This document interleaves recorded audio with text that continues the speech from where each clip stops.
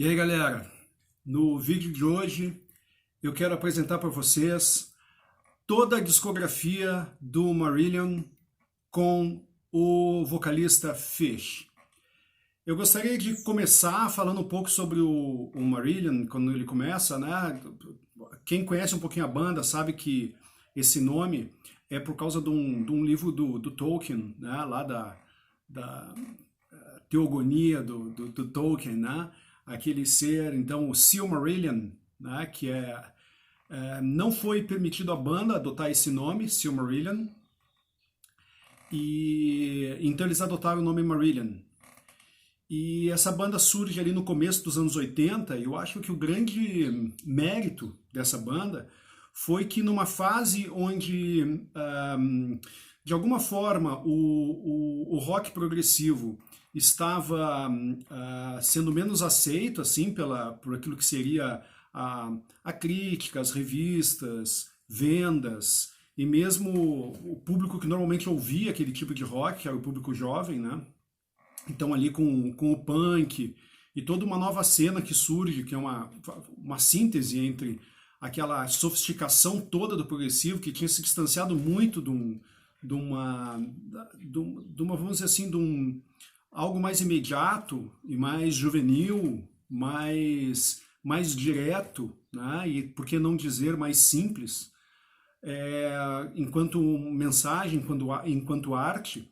Então aquela parte muito sofisticada do progressivo entrou numa certa simbiose com o movimento punk, com aquela simplificação, com aquele som visceral do punk, né, do movimento punk. E surge toda uma nova série de movimentos, e as bandas, eu entendo que o progressivo clássico, alguns tentaram se remodelar, tentaram se modernizar, alguns entraram numa franca decadência.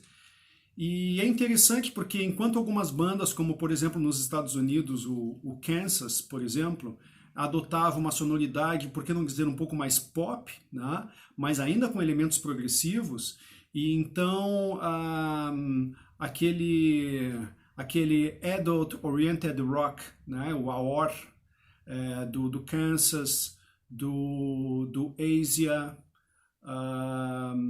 e de uma série de outras bandas, enfim, não cabe aqui ficar falando do Toto e tantas outras bandas importantes desse período, mas se tornaram um pouco mais pop, né?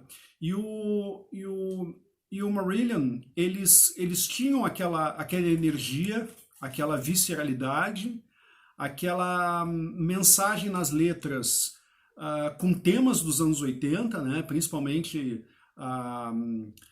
o tema da violência, o tema das drogas muito presente, né? O tema da depressão, né? Muito presente, que vai estar muito presente naquela claustrofobia, daquela síntese dos 80, mas a sonoridade do Marillion, eles continuavam mantendo a chama acesa, né? Do progressivo, em termos de timbragem, né? Tanto é que esse primeiro álbum, então, de estreia deles, né? O Script for a Jester's Tear, o script para a lágrima do Jester, né? O Jester é o Pierrot, o bobo da corte, né?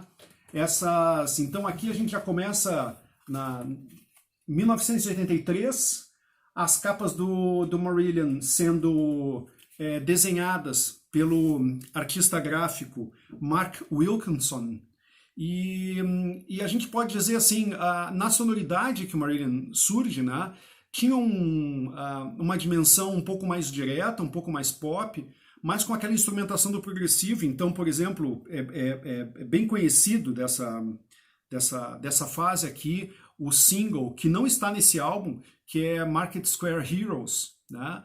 Que é um single que fez bastante sucesso e que vai aparecer um pouco mais tarde na discografia que eu vou mostrar para vocês.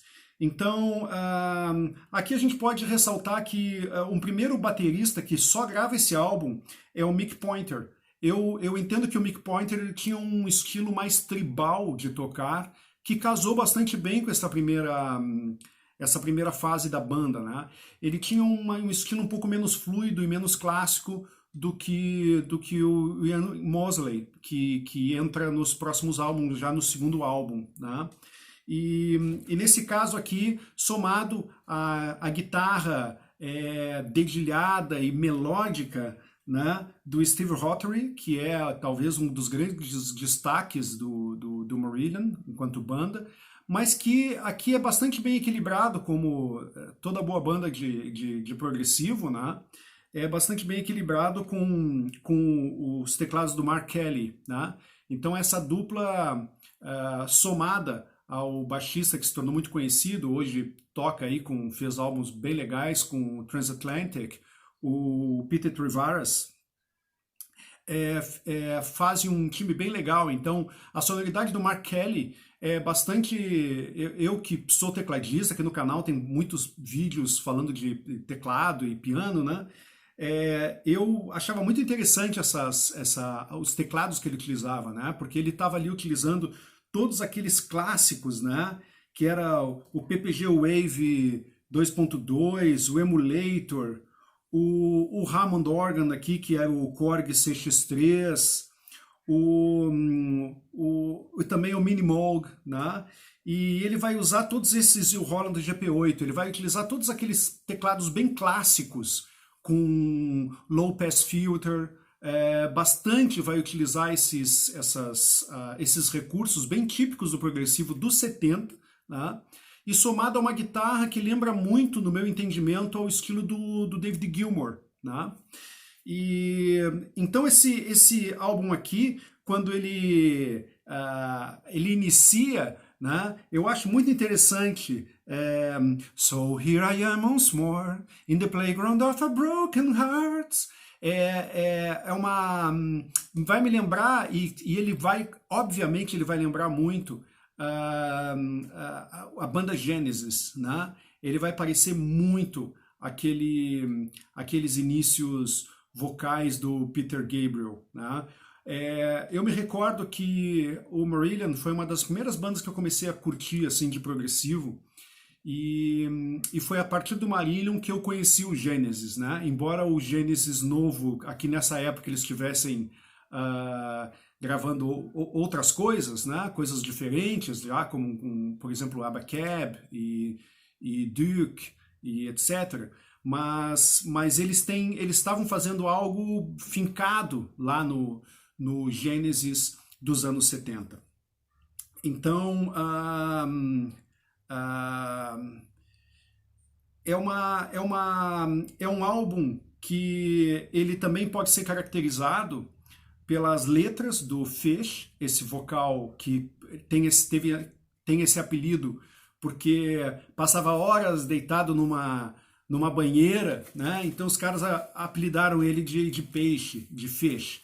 E obviamente as letras do Fish, elas eram muito interessantes, né? Letras bem trabalhadas, onde ele trabalhava muito justamente questões psicológicas dele, e esta própria figura do Jester, que vai aparecer em outros álbuns, né?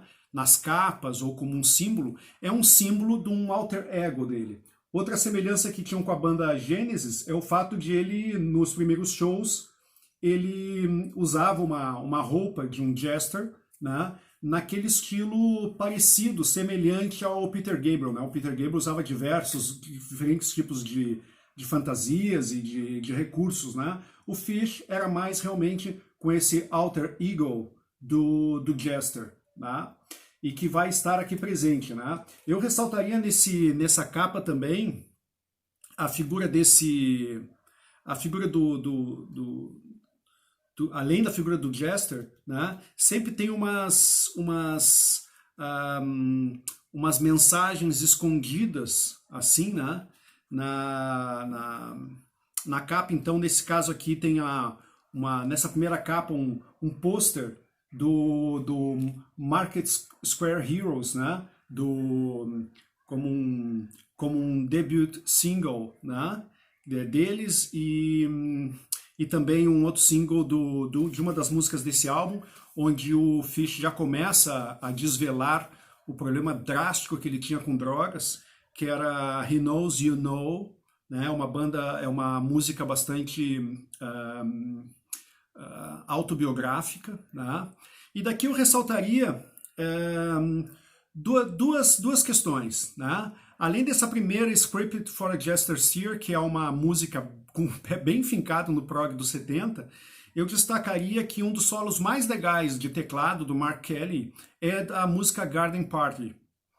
E eu acho que um dos solos mais legais do Steve Rothery é o solo de Chelsea Monday, do último ao vivo deles, que eu vou falar daqui a pouco, tá?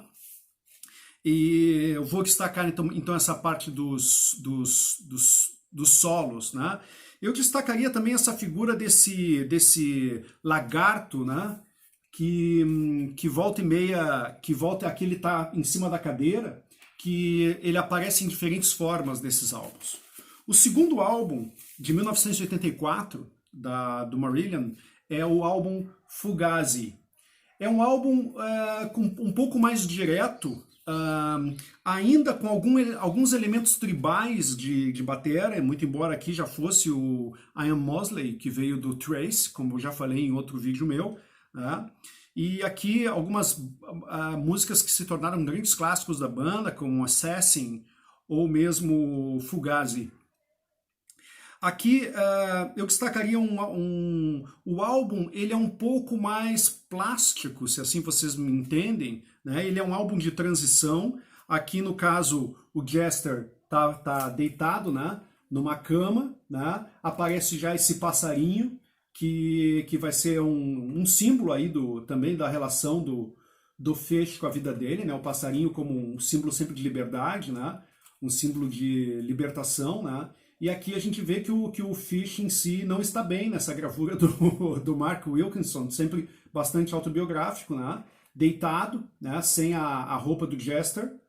E aqui no caso um monstro, né? Uma mensagem subliminar, também um monstro saindo da televisão, né? E também essa figura do lizard, desse lagarto, tentando pegar aí com a língua o passarinho, né?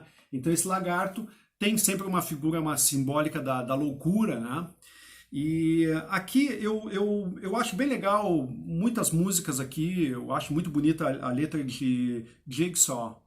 E é interessante que esse álbum aqui ele foi gravado em 2 mesas de 16 canais e eles tiveram uma dificuldade imensa de sincronizar as músicas, né? Eu acho que é por isso que isso aqui deu um tom menos orgânico e um pouco mais plástico a esse álbum. O álbum que segue esse é um álbum bem legal, foi meu primeiro álbum do Marillion, que é o Real to Real, né? É um álbum ao vivo, né? E que ele é bem legal, ele é bem direto, é um álbum legal de se começar a escutar o Marillion. Então ele começa com Assassin, que é essa música do Fugazi. Ele é um álbum também de 1984, tá? E aí eles colocam Incubus, que também é uma música legal do Fugazi, Cinderella Search, que é uma música que não estava no primeiro álbum e também nem no segundo, né? Uma música que eles tinham paralela, então, que não tinham entrado nos álbuns, né? Forgotten Songs, que é uma música de crítica à guerra do primeiro álbum, do Script, Garden Party, que eu já falei, e Mark Square Heroes, que é aquele primeiro single deles que então aparece no terceiro álbum ao vivo, né? Do terceiro álbum do catálogo que eles acabam colocando. E ao vivo essa transição de Garden Party para Market Square Heroes é bem legal ao vivo, assim, mostra que eles tinham uma energia muito grande no palco, que é aquilo que eu falei no início do vídeo, né? Que eles trouxeram aqueles elementos viajantes do progressivo, os timbres, os dedilhados, né? Como eu falei, que lembra a guitarra do Steve Rothery, lembra muitas vezes aquela guitarra do Pink Floyd, bastante melodiosa nos solos, né? Mas com bastante também dedilhados. Eu até posso dizer que o Steve Rothery ele acabou desenvolvendo um estilo bem próprio de guitarristas de progressivo, né? Bem diferente daqueles Guitar Heroes lá dos 70, né? O Robert Fripp, Steve Howe, né? Steve Hackett, bem diferente do estilo deles, né? Mas um estilo bem próprio e que colocou o seu lugar também no progressivo. Bem, o quarto álbum do Marillion, eu posso dizer que disputa aqui o lugar dos melhores álbuns deles, né? Esse álbum aqui, o Misplaced Childhood, né? A Infância Deslocada, ele foi gravado depois de um período de internação do Phish por drogas, né? Algo que foi recorrente ao longo da carreira deles, né? E é interessante que nesse álbum, então, o lagarto está preso dentro de uma gaiola e o passarinho do lado de fora com a chave, né? A chave da gaiola, né? Então, foi aqui, tem várias metáforas, né? Que é ele voltar à infância, ele fala muito disso nas letras dele. E esse trio aqui que abre esse álbum praticamente assim, não tem equivalência nos outros álbuns do Marillion, né? Que é Pseudo Silk Kimono, Caliph, que tem vamos dizer assim, um vídeo que rodou bastante no MTV, né? Um videoclipe, e Lavender, tá? Esse trio de músicas, e mesmo eu posso dizer que esse lado A desse álbum, assim, ele é impecável, né? É um álbum muito bom, né? Aqueles, então, que querem começar a escutar Marillion, podem começar, sem sombra de dúvidas, podem começar por esse álbum chamado Misplaced Childhood. Ele é um álbum belíssimo em termos de melodias, letras nem se fala, as letras do Phish, elas estão muito legais, e ela traz muito esses elementos. Eu acho que isso que também era atraente para mim e para toda uma galera jovem no início dos anos 80, que via no Marillion, naquelas letras, na atitude deles, uma questão juvenil, uma questão deslocada, uma questão da transição, né, dos grandes dilemas dos anos 80. Esse, então, o primeiro álbum, como eu falei, em 1983, né, segundo álbum, Fugazi, 1984. Esse álbum, Misplaced Childhood, 1985. E esse álbum que também disputa aí com o Misplaced Childhood, dos melhores álbuns do Marillion. É difícil, entre os fãs é difícil aí quem diga que um é melhor ou outro, né? Esse álbum chamado Clutching at Straws, que é uma expressão que quer dizer como se você estivesse procurando uma agulha num palheiro, né? Uma expressão, clutching at straws. Straws é palha, né? E clutching é procurando ali, né? Esse álbum ele fecha um arco de questões que eram mais pessoais do Phish, se tornam mais politizadas, né? Ele fala, por exemplo, do fantasma do comunismo na Europa, né? Uma banda britânica falando disso. É muito interessante. Esse álbum é maravilhoso.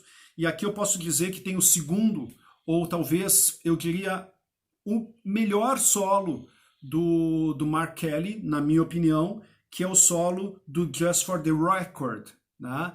Esse álbum ele é diferente do Misplaced Childhood, porque ele é um álbum onde as músicas não são tão encaixadas umas nas outras como é o Misplaced Childhood, e ele vai um pouco mais na linha, se assim eu posso dizer, um pouco mais na linha do Fugazi.